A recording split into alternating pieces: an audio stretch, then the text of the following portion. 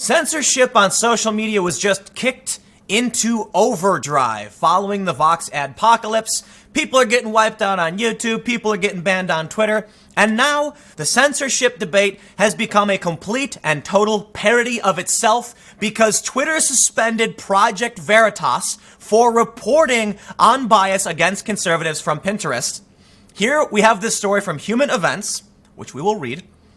Twitter suspends Project Veritas for journalism?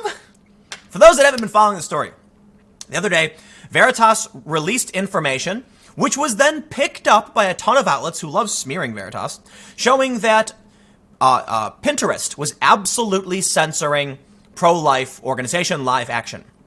This was widely believed to be a bias against conservatives because Pinterest is saying the information that they were sharing was, medically inaccurate, which I don't know. I'm not a doctor. I don't know a lot about this, but Live Action says, no, our information is accurate, which seems to me we've got a distortion here. And I don't know what the right path is, but I can say, yes, they were restricting certain channels, and it's a fact now. Apparently, Veritas' source was fired. But here's what I want to do. I want to start with a joke, because I tweeted this. But let me there's a tweet, but here's how I imagine it. You got a big party going on, right? And Congress are like the cops showing up. And then there's like three dudes who are like frat bros who run the party. And they go to the door and it's Twitter, Facebook, and Google. And Congress is like shining their flashlights. And they're like, you got any anti-conservative bias going on in here? And they're like, no, officer. No bias here.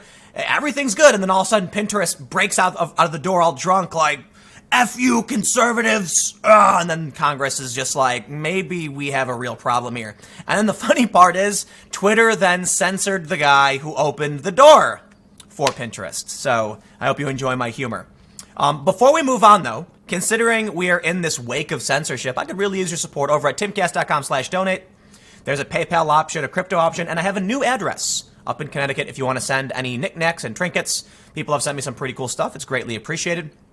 But of course, like, comment, share, and subscribe. That's what YouTube loves, and then they just, don't hurt me. But let's read the story. Twitter has temporarily suspended Project Veritas, a nonprofit organization that uses undercover journalism to expose corruption and unethical behavior in both public and private institutions. Project Veritas received the following reasoning for their 12-hour suspension. You may not publish or post other people's private information without their express authorization and permission. I kid you not! They literally suspended Veritas for doing journalism. This was really worrying to me. I recently did a video where I was leaked an email. I got confirmation from both the journalist, from the outlet, and from Chase Bank. The email was legit, and I said, this is important for public discourse. I was wrestling with whether to publish the name of the journalist, and I said, we need to, because the context of their writing and what they've done in the past is very important. The public needs to know this is how people are operating behind closed doors at media outlets. But I was worried someone would levy the same accusation against me, revealing private information. Well, journalists do this when it's in the public interest. Here we have a $12 billion IPO Silicon Valley tech giant, not the biggest, but hey, $12 billion. And now their private information is being revealed without express authorization. Journalism has become verboten. Twitter has decided that investigative journalism is in violation of their terms of service, founder and president of Project Veritas, James O'Keefe, tweeted out this morning.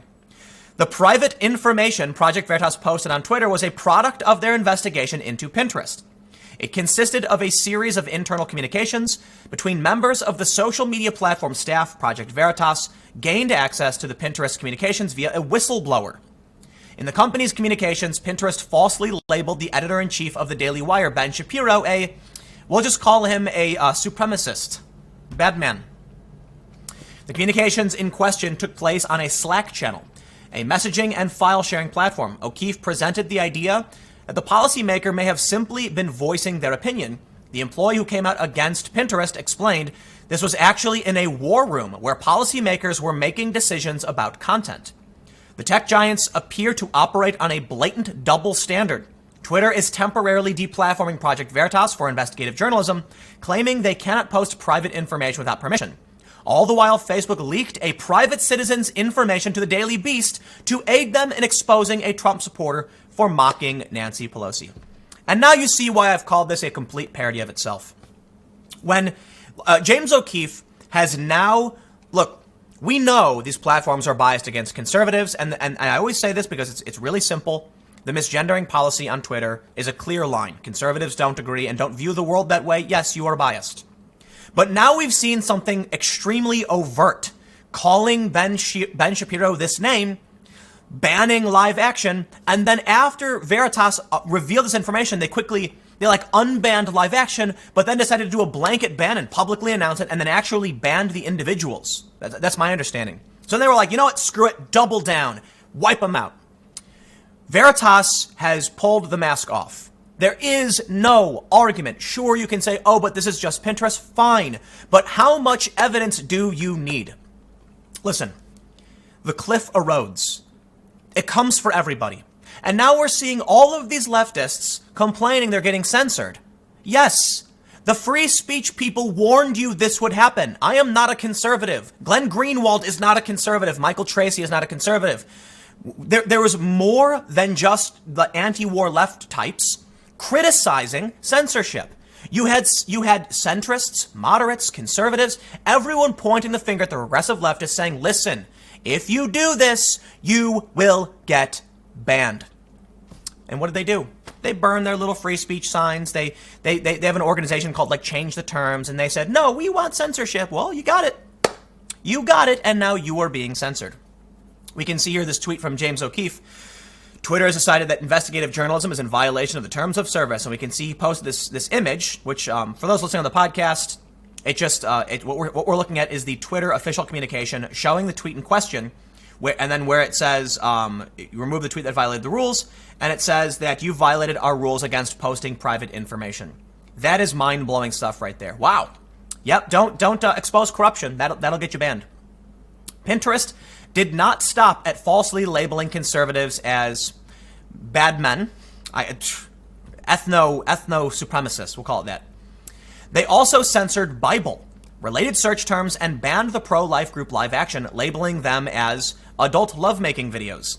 Right before the part 1 of Project Veritas' video series exposing Pinterest was released, the social media site unbanned the pro-life group. The next morning, O'Keefe explained, Pinterest reversed themselves 180 degrees and blocked the site again. Their course of action is confusing at best. Veritas later revealed that the whistleblower who spoke to O'Keefe about the tech giant's wrongdoing has been fired. And that is a big bummer. And, the people who come out and blow the whistle on this stuff, this is the risk you take. And so Veritas put out a statement saying, these people are very brave to come and do this because, yeah, you can get fired. One of the biggest challenges in dealing with this kind of stuff is protecting sources, and it's very, very difficult. I think in this story, the reason the guy got caught and got fired was, for one, there's probably not that many employees who have access to specific things, and they know the way he talks, so it's really difficult. What I would recommend is actually having the questions written down and then have someone else, an actor, read them, something like that, to protect their identity, because just changing their voice probably isn't enough. But more importantly, we're in this era now where you can track everyone logging in and logging out. And so what that means is, if you log into Slack and you download something, they will probably be able to see that was you. So you know what I want to do? I want to just pop down and see what some of the people are commenting on. We've got some comments responding to James O'Keefe saying, very corrupt of Twitter, absolutely wrong. Someone asks, does this mean that if we get another WikiLeaks-style dump of emails similar to the Podesta leaks, all accounts that share it will be suspended? Then we have this interesting comment from Gab. Biz Stone, Twitter co-founder and current employee, had one of his companies acquired by Pinterest. He advised Pinterest after this until he returned to Twitter again, where he now works. And so he posted this image that says Pinterest has acquired Jelly, Twitter co-founder Biz Stone's QA startup. Stone and co-founder Ben Finkel are taking new roles at Pinterest. Yes, there is a conflict of interest. Yes, the outcome was obvious. Yes, the whole censorship issue has become a complete parody. Because, I'll put it this way. Back to my original joke about Pinterest stumbling out all drunk. It really does seem like Twitter, as soon as that happened, Twitter was like, well, cat's out of the bag now. Screw it. And just started wiping, just start banning people. Everyone. Left, right, doesn't even matter. What you get, this is what you get. So we'll leave it there. Stick around. I got more segments coming up shortly, and I will see you in the next story.